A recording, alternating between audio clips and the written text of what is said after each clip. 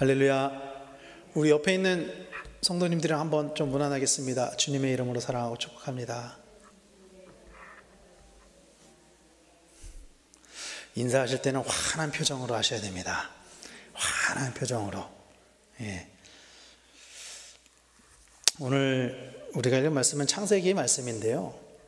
오늘 말씀을 좀 이해하려면은 사실 그 앞에 14장 1절부터 12절까지의 말씀을 읽고 어떤 상황인지를 좀 알아야 됩니다. 그런데 제가 이제 말씀을 준비하면서 앞에 말씀을 읽어봤을 거 아니에요. 저도 도무지 무슨 내용인지 이게 이름만 왕창 나오고 또 지명만 왕창 나오고, 그래서 제가 일타 강사의 마음으로 아주 간단하게 설명을 해드리겠습니다.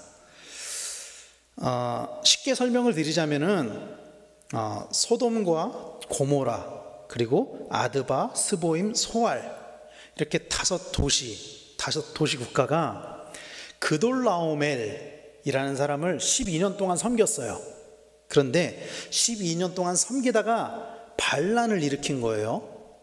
반란을 일으켜서 이 그돌라오멜이 자기의 동맹군인 시날, 엘라살, 고임이랑 딱 한편이 돼가지고 이쪽 편 소돔과 고모라를 중심으로 한 한편, 그 다음에 그들을 원래 다스리던 그돌라오멜을 중심으로 한 한편, 이렇게 두 편이 전쟁을 하게 된 거예요. 그런데 재미있는 것은 이 지리적으로 보면은 이 그돌라오멜이 그러면은 어디 사람이냐?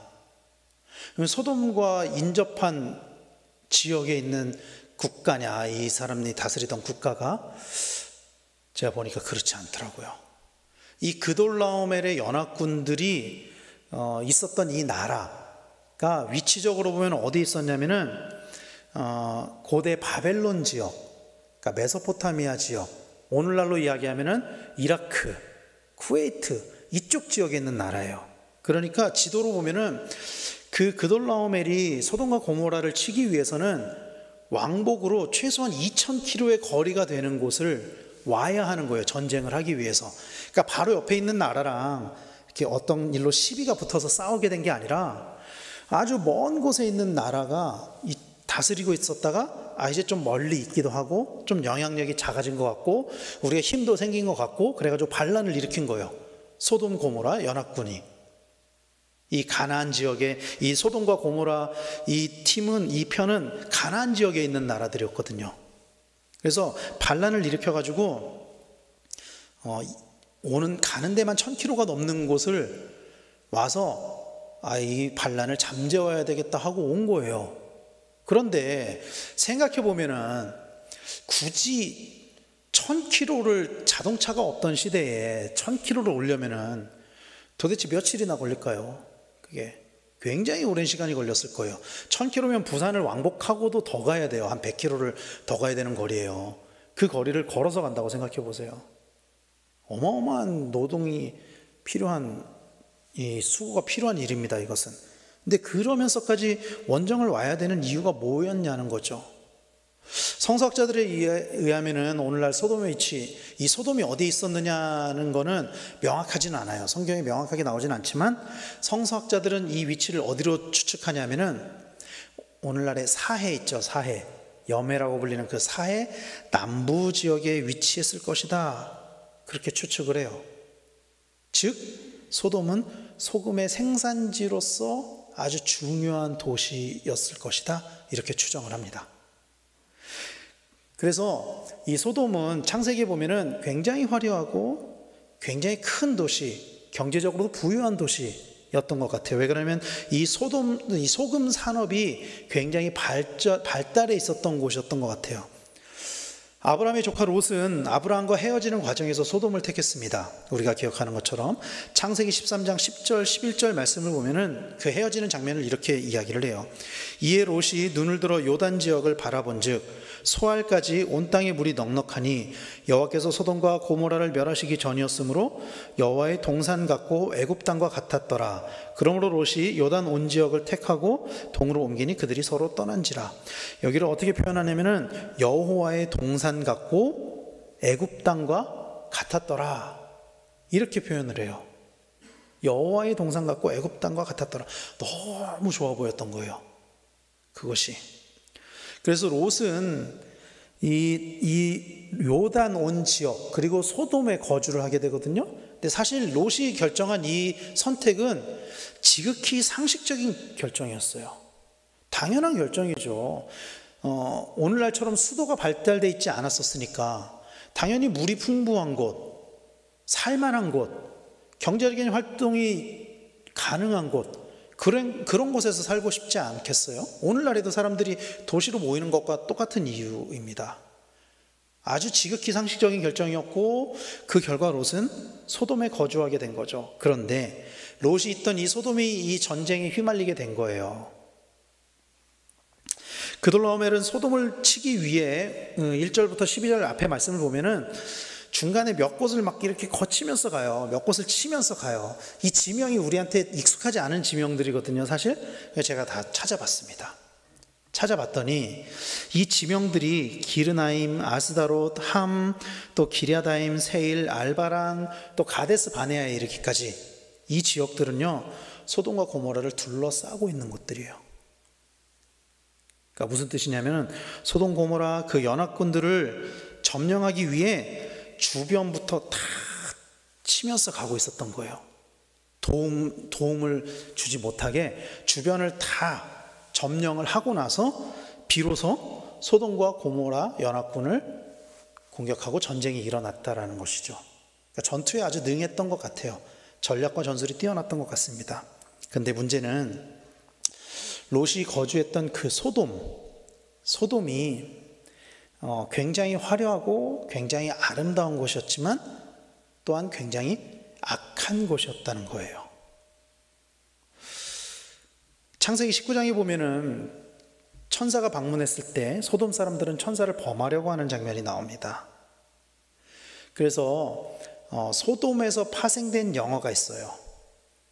소돔이 영어로 SODOM을 쓰거든요. 이 소돔은 죄악, 타락의 장소를 의미하거든요.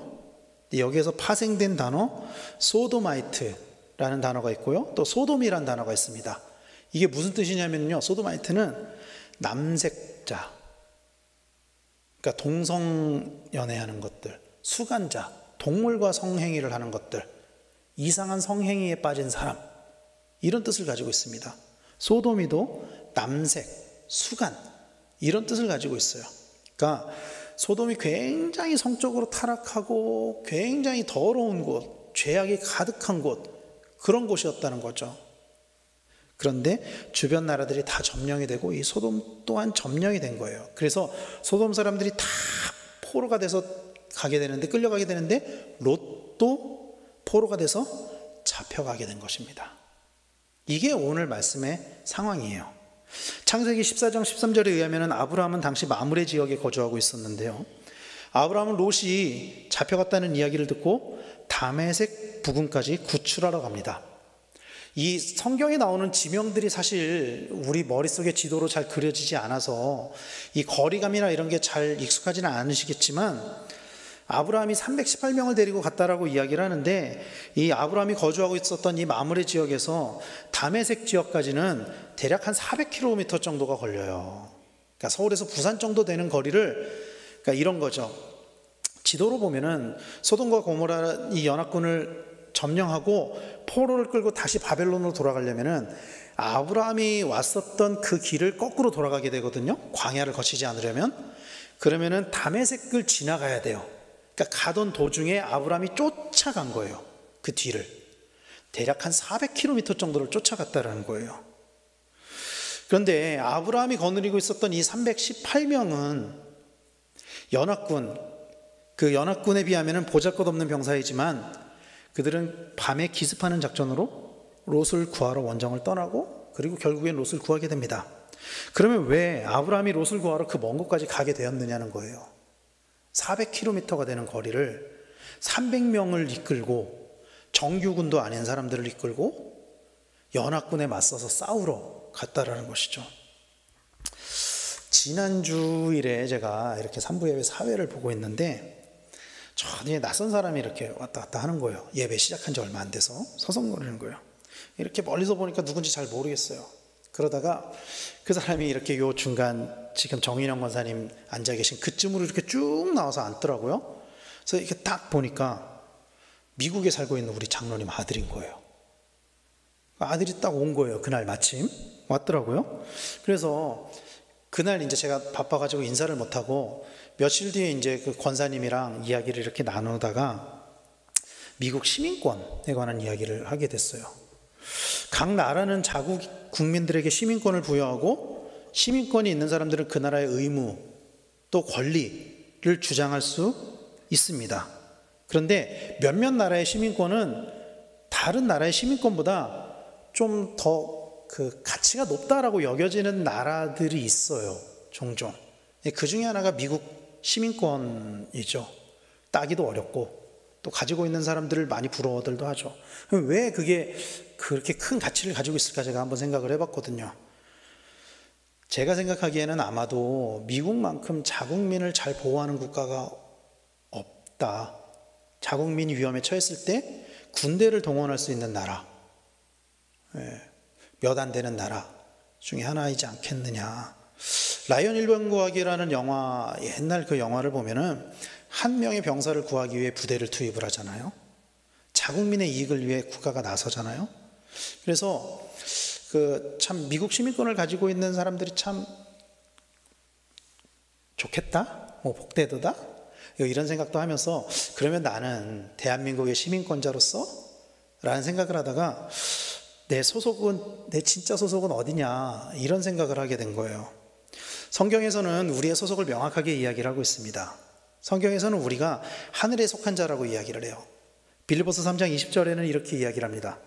그러나 우리의 시민권은 하늘에 있는지라 거기로부터 구원하는 자 곧 주 예수 그리스도를 기다리노니. 이 빌립보서는 사도 바울이 쓴 책이잖아요. 우리가 알고 있는 것처럼 사도 바울은 로마의 시민권을 가지고 있었던 사람이에요. 당시 로마의 시민권은 오늘날 최강대국인 미국의 시민권과 같은 효과가 있었습니다. 로마가 다스리는 그 지역에서는 어디에서도 무시당하지 않는 사람이었고 함부로 처벌을 할 수도 없었어요. 자기가 원하면 언제든지 황제 앞으로 가서 재판을 받을 수 있는 권리를 주장할 수 있는 시민권을 가지고 있었어요. 그런데 사도 바울은 자신의 정체성에 관해서 뭐라고 이야기하냐면은 우리의 시민권은 하늘에 있다. 우리의 시민권은 하늘에 있다. 그렇게 이야기를 하고 있는 거예요. 우리의 시민권은 하늘에 있다. 사랑하는 성도 여러분, 우리는 하늘의 시민권을 가진 자로서 권리를 주장할 수 있습니다. 우리가 하늘의 시민권을 가지고 있다면 그 나라에서 우리에게 마땅히 해야 되는 그 권리를 주장할 수 있다는 거예요. 우리의 삶을 하나님께서 지켜주시리라는 믿음을 가지고 이 땅에서 살아갈 수 있다라는 것입니다. 우리의 시민권이 거기에 있다면 말이죠. 열왕기하 6장에 보면은 아람 군대가 엘리사 한 명을 잡으려고 군대를 동원하는 장면이 나와요. 기억하시나요? 엘리사 한 명을 잡으려고 군대를 동원해요. 아람이 밤에 자고 일어났는데 아람 군대가 엘리사가 살고 있었던 마을을 둘러싸고 있는 거예요. 엘리사의 종이 아침에 일어나서 보니까 아람 군대가 자기 마을을 포위하고 있습니다. 그래서 너무 두려워졌어요. 두려움에 떨면서 자기 스승인 엘리사한테 가서 선생님 어떻게 합니까? 아람 군대가 우리를 둘러싸고 있습니다. 그때 엘리사가 하나님 앞에 기도를 합니다. 그리고 이런 일이 일어나죠. 열왕기하 6장 17절 말씀입니다. 기도하여 이르되 여호와여 원하건대 그의 눈을 열어서 보게 하옵소서 하니 여호와께서 그 청년의 눈을 여심해 그가 보니 불말과 불병거가 산에 가득하여 엘리사를 둘렀더라.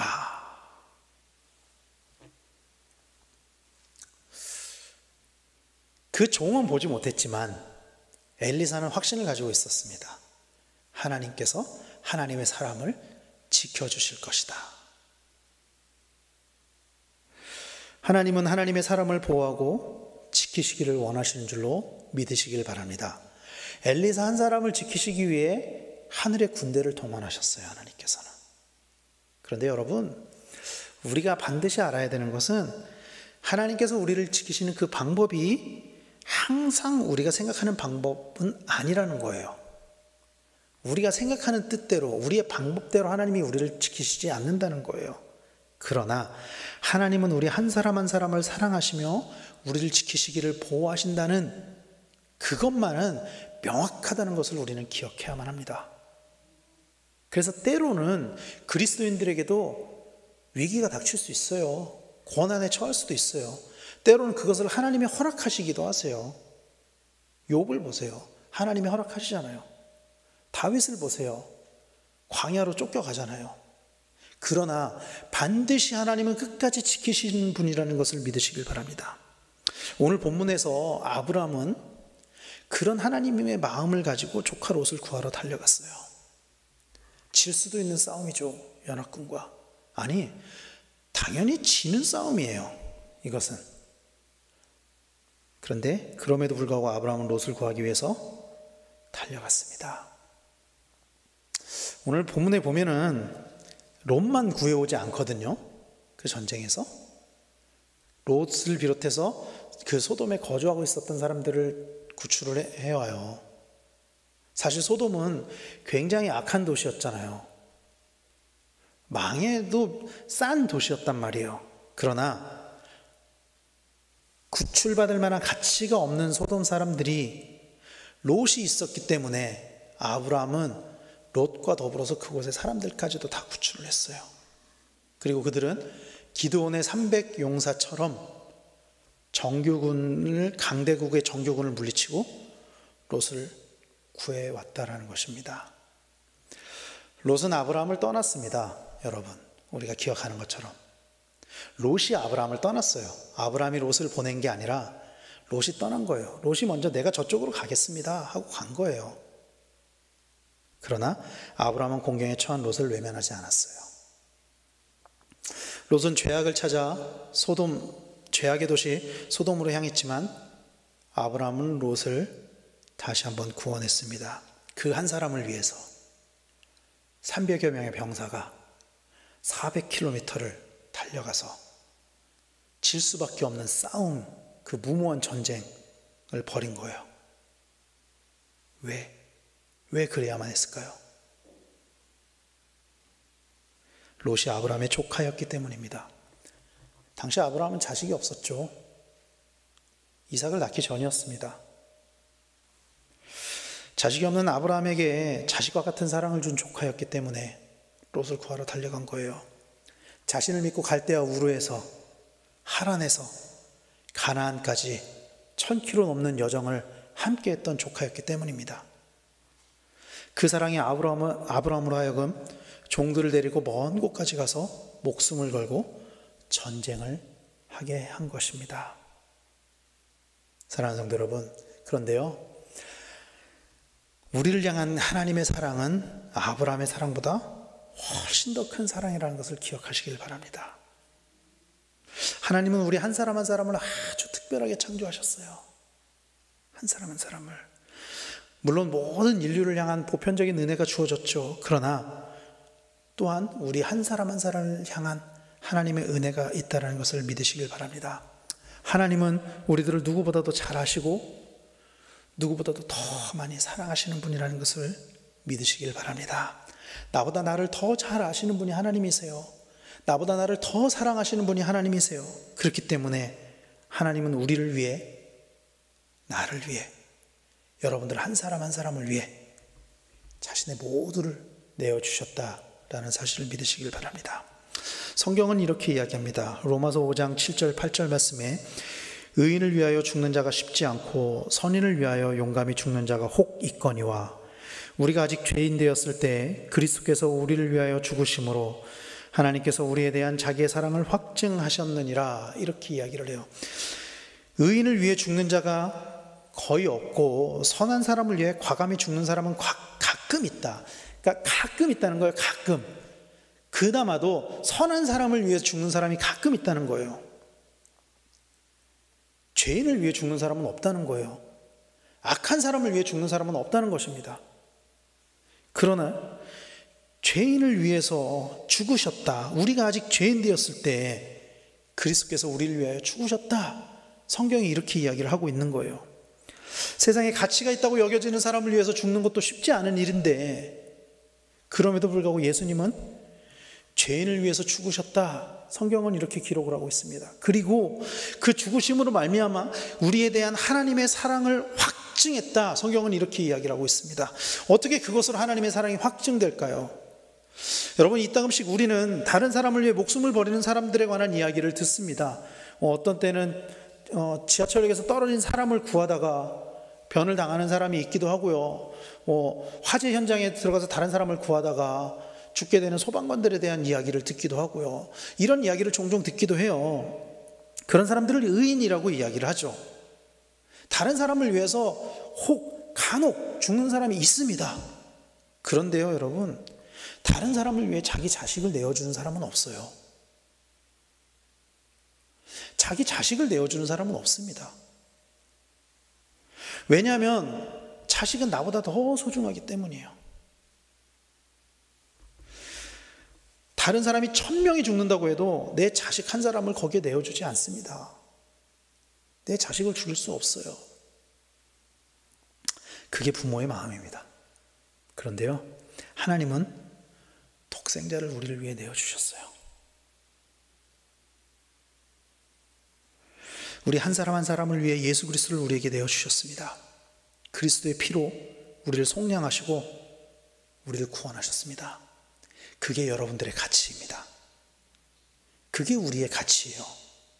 그게 우리 한 사람 한 사람의 가치입니다. 그게 우리 한 영혼의 가치입니다. 그만큼 우리는 하나님에게 소중하고 의미가 있는 사람들이에요. 여러분, 그것이 우리에 대한 하나님의 사랑의 확증입니다.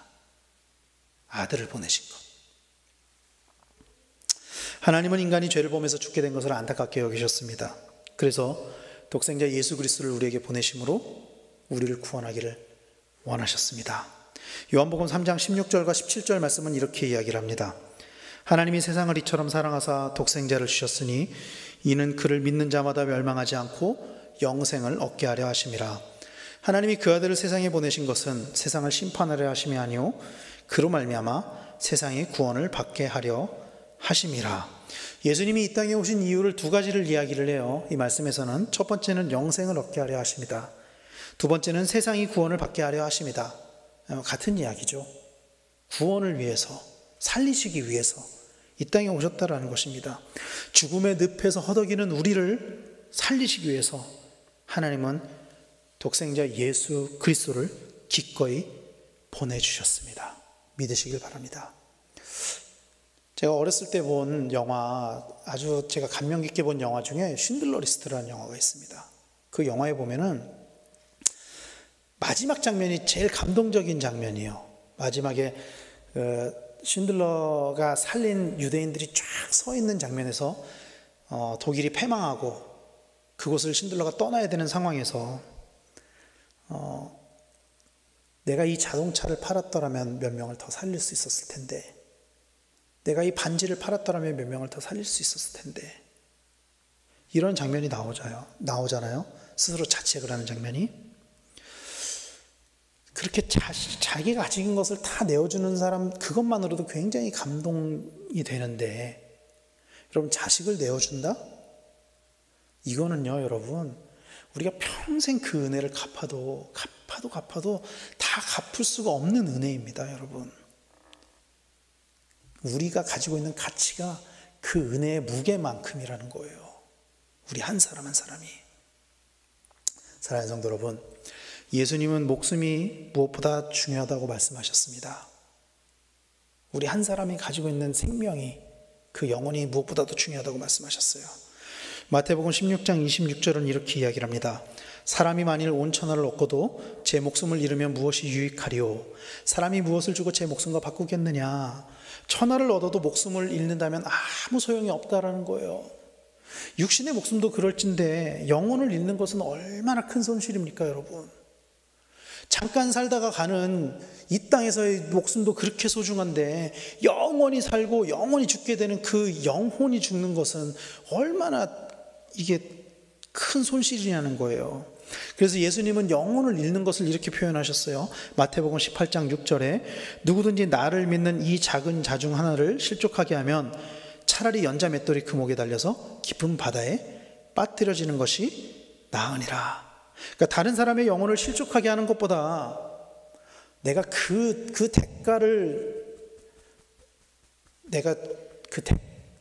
대가를 그 짐으로 얻는 것보다 차라리 연자 맷돌이 목에 달려서 바다에 빠지는 것이 낫다. 그렇게 말씀하세요. 또 이렇게 말씀하세요. 마태복음 18장 7절에 실족하게 하는 일들이 있음으로 말미암아 세상에 화가 있도다.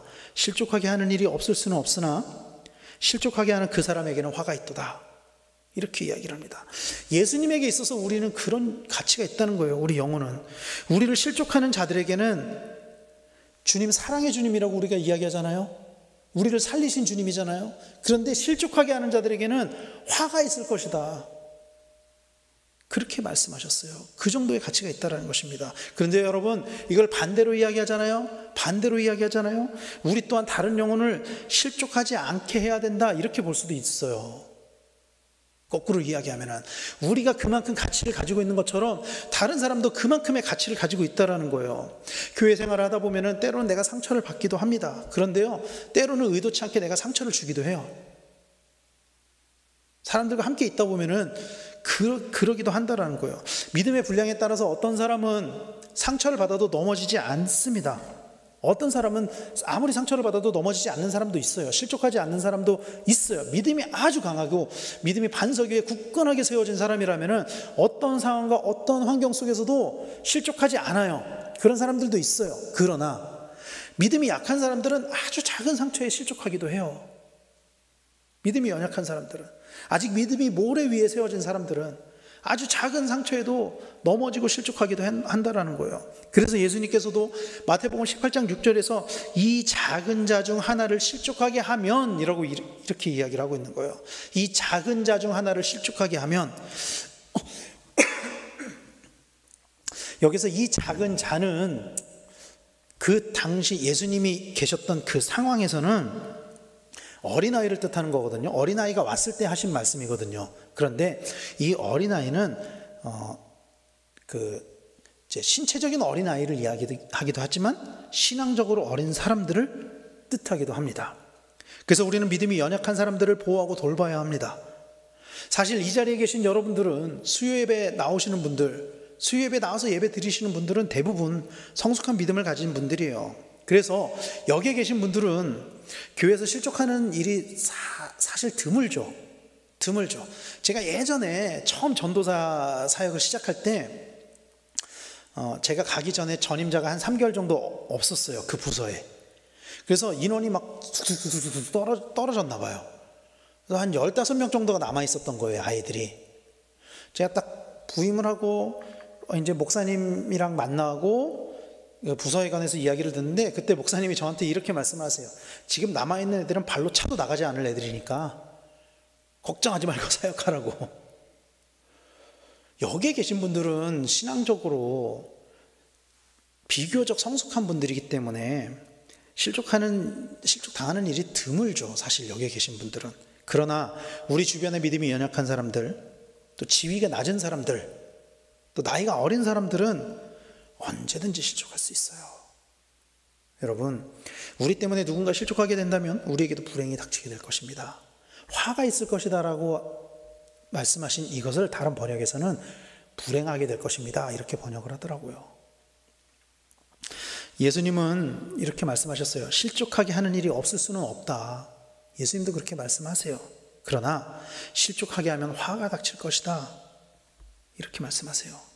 그러므로 우리는 한 영혼의 소중함을 알고 성도를 대함에 사랑으로 대해야 될 줄로 믿습니다. 특히 믿음이 연약한 새신자, 또 믿음이 연약한 우리의 자녀들, 청년들, 청소년들, 교회 학교, 사랑을 많이 주십시오. 아무런 의미 없고 아무런 의도가 없는 우리의 말들과 우리의 행동들로 인해서 때로는 누군가가 실족을 당할 수도 있어요. 그렇게 실족을 당하는 사람들은 대부분 믿음이 연약한 사람들입니다. 나이가 어린 사람들입니다. 지위가 낮은 사람들입니다. 그러나 아무리 나이가 어리다고 해도, 믿음이 연약하다고 해도, 지위가 낮다고 해도 그 사람들이 가지고 있는 한 영혼은, 그 한 영혼의 무게는 우리와 다르지 않아요. 우리와 같아요. 우리 모두는 소중한 영혼입니다. 내가 소중한 만큼 다른 사람도 소중하다는 거예요. 주님은 우리 모두가, 한 사람도 빠짐없이 우리 모두가 하나님 나라에 거하기를 소원하신다라는 것을 믿으시길 바랍니다. 그래서 믿음이 더 큰 사람이 믿음이 작은 사람을 배려해야 되는 거예요. 교회는. 우리 속담에 벼는 익을수록 고개를 숙인다, 그렇게 이야기를 하죠. 우리도 믿음이 자랄수록 우리는 더 겸손해야 됩니다. 더 많이 사랑하고 더 많이 섬겨야 돼요. 믿음이 자랄수록. 믿음이 클수록 머리를 꼿꼿이 드는 것이 아니라 더 많이 고개를 숙일 수 있어야 돼요. 여러분, 세상은 효율성이 높은 것을 좋은 것으로 이야기를 하죠. 적은 비용으로 높은 성과를 내는 것을 유능하다, 그렇게 이야기를 하고 그것이 잘하는 것이다 이야기를 합니다. 그래서 때로는 교회에서도 효율성을 이야기할 때가 있어요. 특히 교회 비용이 들어갈 때 영혼을 보지 않고 비용을 더 중요하게 볼 때도 있습니다. 근데 주로 이런 비용들이 교회에서 사용되는 것들이 어디에 쓰여지냐면 새신자나 또 연약한 사람들, 가난한 사람들, 이런 사람들은 또 선교, 특히 선교에 많이 쓰여지게 되거든요. 그래서 때로는 그런 것들이 효율성이 없어 보일 때도 있어요. 교회에서 하는 사역들이 효율성이 없어 보일 때도 있습니다. 그런데 여러분, 효율성으로 따지자면요, 우리 한 사람을 위해 예수님이 이 땅에 오신 것만큼 비효율적인 것이 없어요. 그게 가장 비효율적인 하나님의 사역이에요. 죄인을 살리자고, 피조물을 살리자고 직접 피조물로 오셔가지고, 피조물의 몸으로 오셔가지고 죽기까지 복종하셨다. 이것만큼 비효율적인 게 어디 있습니까? 사랑하는 성도 여러분, 하나님의 사랑은 효율성을 따지지 않습니다. 하나님의 사랑은 효율성을 따지지 않는 사랑입니다. 한 영혼을 위해 모든 것을 다 던질 수 있는 사랑이라는 것을 믿으시길 바랍니다. 그래서 큰 비용이 들어간다고 해도, 큰 대가가 들어간다고 해도 영혼을 살리는 일이라면 우리는 그것을 기꺼이 감당해야 할 줄 믿습니다. 왜냐하면 하나님이 우리를 먼저 살리시기 위해서 가장 비효율적인 일을 하셨기 때문입니다. 예수님께서는 자신이 이 땅에 오신 이유를 이렇게 말씀하셨어요. 누가복음 19장 10절에 인자가 온 것은 잃어버린 자를 찾아 구원하려 함이니라. 명확하게 말씀하셨어요. 이 땅에 오신 이유를. 사랑하는 성도 여러분, 주님이 애써 구원한 그 영혼을 다시 잃어버리게 만들지 마시기를 바랍니다. 주님은 우리에게도 크신 은혜로 사랑하시면서 베푸십니다. 그리고 주님은 우리가 먼저 받은 그 은혜와 사랑이 연약한 자들에게 흘러가기를 원하세요. 그래서 그들도 그 은혜와 사랑을 받아서 그들도 그 잃어버린 영혼들도 구원받기를 원하세요. 연약한 자들이 더 단단하게 세워지기를 원하세요. 주님께서는 우리를 그렇게 사용하시기 위해 먼저 우리에게 은혜를 주신 것입니다. 사랑하는 성도 여러분, 말로만 한 영혼 하는 것이 아니라 우리에게 실제적인 그런 섬김과 사랑으로 말미암아 우리의 공동체 안에서 연약한 영혼들이 세워지고 또 하나님을 모르는 영혼들이 하나님을 알아가게 되는 일들이 넘치게 되기를 간절히 축원합니다. 그리고 믿음이 비교적 성숙한 우리가 먼저 더 많이 낮아지고 더 많이 섬기고 더 많이 사랑함으로 말미암아 우리 교회가 정말로 하나님이 기뻐하시는 교회, 정말로 영혼이 회복되는 교회, 영혼이 살아나는 교회, 또 우리가 먼저 회복되고 우리가 먼저 그 하나님의 큰 가치로 세워지게 되는 놀라운 일들이 우리 안에 넘치게 되기를 예수님의 이름으로 간절히 축원합니다. 기도하겠습니다.